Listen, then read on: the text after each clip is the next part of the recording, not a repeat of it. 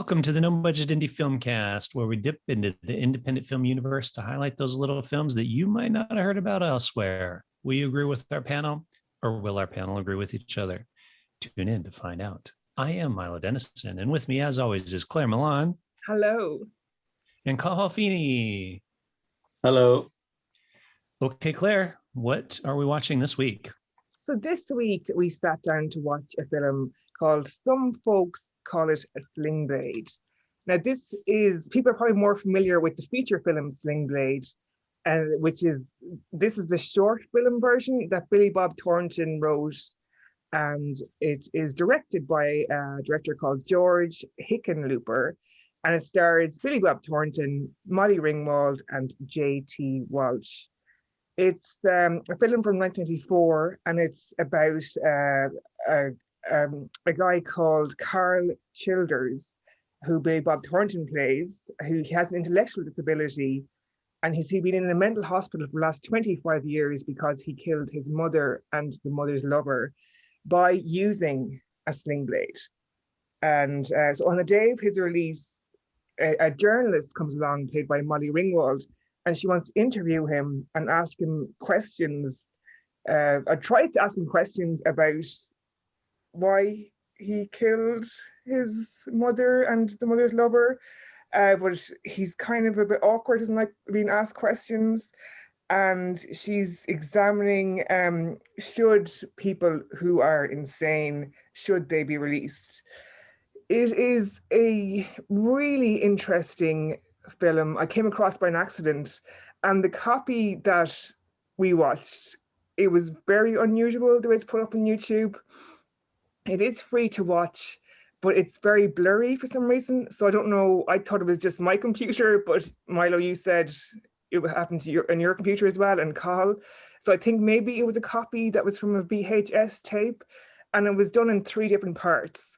So I originally found it on a film site called Short Film Sharer, and it had a link to it. It looked like it was in one piece when you clicked on it, but it just had a link which sent it to YouTube. And so it was kind of weird. And I couldn't find another copy of it, and I was just wondering why. But I realized that Billy Bob Thornton fell out with the director after this film. And when the feature film Sling Blade won Best Adapted Screenplay for the Oscars, and Billy Bob Thornton, he was nominated as well for the acting role in this. He didn't mention the short film because he fell out with the director George Hickenlooper, because apparently, according to Billy Bob Thornton, George Hickenlooper was bad-mouthing him around town. That's what he said in the interview. So I think possibly they might have tried to bury this film, because it is very strange it's not available anywhere in one film. It's available just in 3 different parts on YouTube, which is very unusual. But from what I saw even though it was a bit blurry in 3 different parts, it was really intriguing and fascinating. And it is a long short film. It's 25 minutes, and there's a bit of discussion on Short Film Sharer about lengths of films and film festivals, and do films that are longer, is it harsher for them to get in? But in this instance, the length is really justified, because it doesn't feel like 25 minutes when you're watching it. And it's interesting that this short film is in black and white, but the feature film, which Milo is showing a picture behind him there, the feature film is in color. And the feature film, I know, was made for 1 million. I think it made 25 million in the box office. So I'm not sure how much the short film cost to make, but they used the scenes directly from the short film in the feature, which is kind of unusual. But yeah, I really thought it was intriguing, fascinating, extremely well written. And Billy Bob Thornton, how he came up with the character, he was working on another film, and the director was pushing him to kind of portray this character he's playing, and just to up the characterization. And he was in his dressing room, and he was making silly faces in the mirror, and then this monologue came out, and he used the monologue that he was practicing in a trailer in another film in this, and this character came out of nowhere, he said. And yeah, it is a very fascinating film. But I wonder as well, if Billy Bob Thornton was playing this character today, would it be criticized? Because there's a movement at the moment of letting, people who are maybe have intellectual disabilities, can actors play them who haven't got an intellectual disability? There's a bit of a debate going on at the moment. So it's kind of interesting that I wonder if Billy Bob Thornton was doing this today, would he be criticized for it rather than celebrated? So what did you think overall of the film? Yeah, I really enjoyed this film. I saw it actually years ago. I feel like I saw it on DVD or something maybe. And what I like about this is, you're right, they take parts from this and use it in the feature film, but the feature film is basically the continuation of this. So this is him in the home as he's getting out, and then the feature film actually picks up after he gets out and gets back into the real world. And they're both really good. But the history of this film, more so than anything, just the fact that Billy Bob was a struggling actor and came up with this character and wrote this and created this great piece of work for himself. And then, I mean, his career skyrocketed after that. So impressed to him. And yeah, his performance is fantastic in this. It does barely even looks like him, which I think is fantastic. It could be, you're probably right, with filmmaking nowadays, where, yeah, if somebody plays someone with a disability, they're often criticized for it versus having somebody else play that. But I don't know, it might be okay in this case because he did write the role for himself. Who knows? Maybe, I don't know. But yeah, it's lovely, and it's just impressive too that they got a couple other pretty mainstream actors to perform it. I mean, Molly Ringwald and JT, what's his name? JT Walsh. JT Walsh. Yeah. JT Walsh, that's right. JT Walsh, who is a really well-known, or I mean, he's in tons of stuff. So to be able to get other performers of that caliber to appear in a short film in 1994, it's pretty impressive. And were they well known back then? Maybe they were. Molly Ringwald definitely was. I mean, coming out of the 80s, she was huge. And yeah, I would say JT Walsh was probably pretty well known then too. I mean, he's been working for years. Yeah, I wouldn't know his name, but he looks very familiar. Yeah. But, as well as Molly Ringwald, she's not on the film. And people were criticizing that. They were saying, why wasn't she in the feature film? Because she did seem to play a really lovely, she seems to have really captured something in that character of the journalist in the short. I don't think she wanted to do it. I could be wrong on this, but I don't think she wanted to do it. But I don't know. I mean, because that character isn't needed in the feature film, because the feature film is... No. Don't go into the feature film. Yeah. No problem. I was just saying, well, okay, I'm just saying, but the thing is, the feature film picks up after he's out. So it's his relationship with these other people that he meets once he's out of the home. So I don't know if her character would be needed in the feature film, other than I've no problem spoiling the short, whatsoever. I didn't spoil the feature. Claire's the one who spoils all the films we watch, not me. Well, I'm probably going to spoil it in my little review as well. So that's part of it, of course.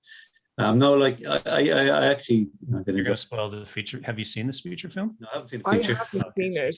I haven't actually seen it. Actually, I never even heard of them. Until that. No. So it was actually. It's nice to be kind of recommended a film and a short film like this, and then it leads to a feature. Something to look forward to. But I thought it was good, and it was quite clever as well, because you mentioned JT Walsh, and I liked his character in this film. And for a while, you thought he was going to be the main character, the way they set it up, because it focused on him really for the first 2 or 3 minutes anyway. And then he was given this sort of monologue to the Carl character, and you don't know, was he just trying to wind him up or prime him or something like that? And then it was this kind of little twist, I suppose. I found some of it was a bit contrived, though. Like there was a really good atmosphere, kind of sort of this menacing, sort of threatening atmosphere. I was like it was building towards something, but the whole business of the room, he doesn't like fluorescent light, and they bring him a lamp, like that just seemed a bit contrived. They wanted to create this really, really creepy atmosphere. I mean, they could have just had it in another room, like they just happened to have this lamp to bring in, and it worked, in fairness. But then the whole business of even the, what would you call him, the manager or the director of the hospital, I thought he was one of the patients at first, because he nervous, energy, and then like there was even the opening scene, everybody in the sort of the canteen area, they were like cliches, just kind of bouncing a ball and just sitting in front of the table. I mean, I don't know. I do know somebody who works in a mental institution, so I'm going to ask them, is that what people are normally? But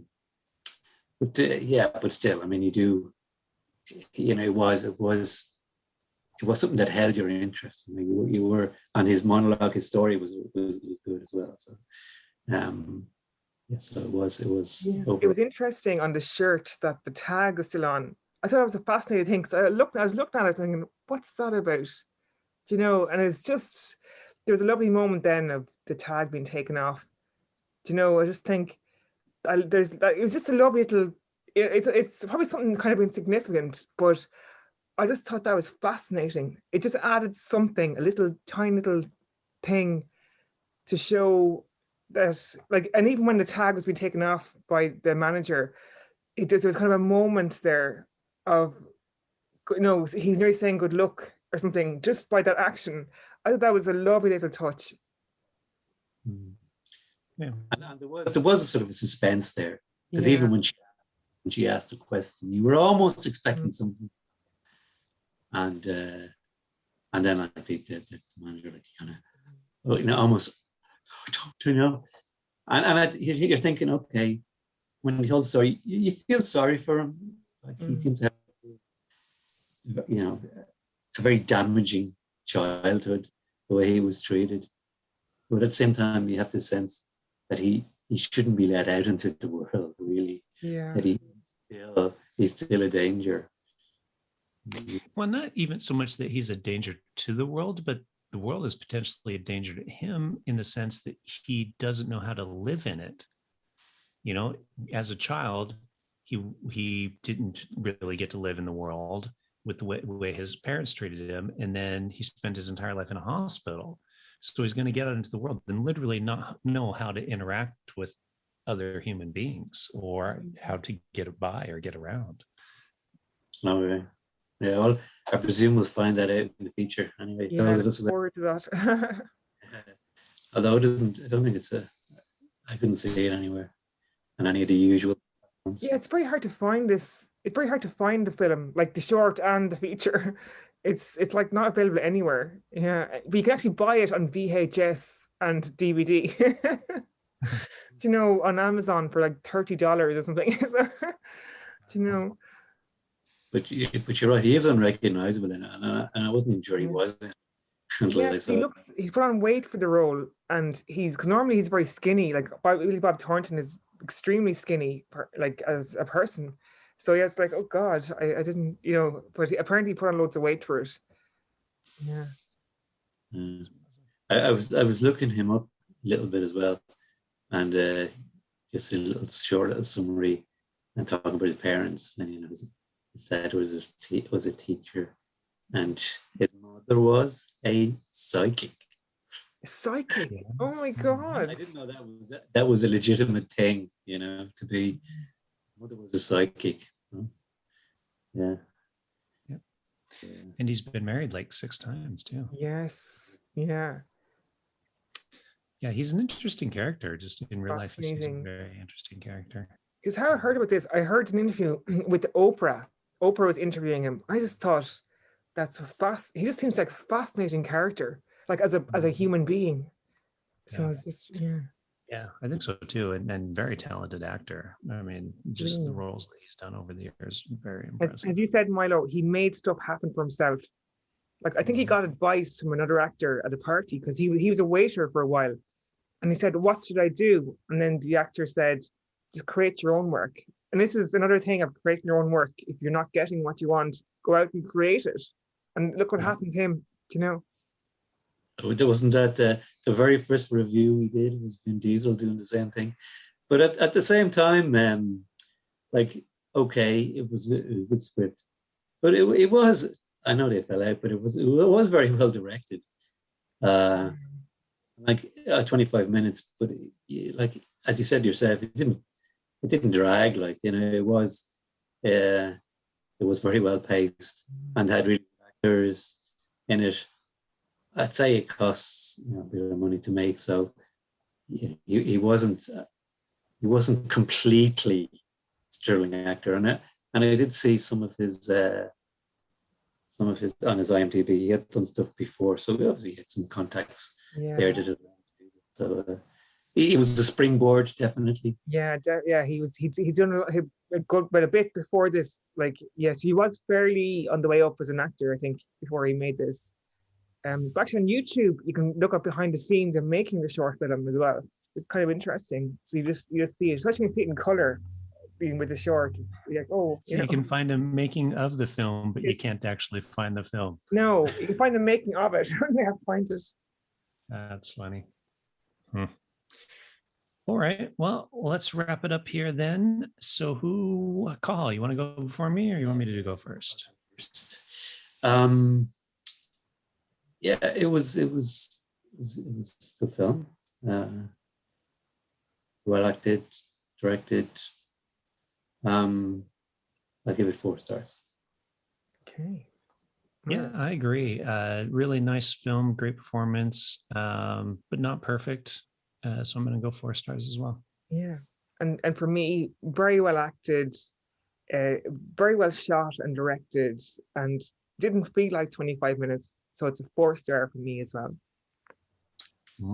Boy, we need to get another controversial one on here. These where we're agreeing. We'll have to change the intro to like, listen to our hosts agree with each other with the ratings. Well, you heard it here, No Budget Filmcast audience. We really enjoyed this film. It is on YouTube, although you have to watch it in 3 parts and it's blurry. Yeah. But hey, maybe you can find a better copy out there somewhere in the world. And if you can, check it out. And having seen the feature film, I'd recommend that as well. It's actually really good. You can find us on @NoBudgetShow on Instagram, Twitter, or Facebook. If you enjoy our show, please be sure to leave a comment or a review, share it with your friends to let them know. And with that, we'll say stay tuned to see what we're watching next week. Goodbye. Bye. Bye.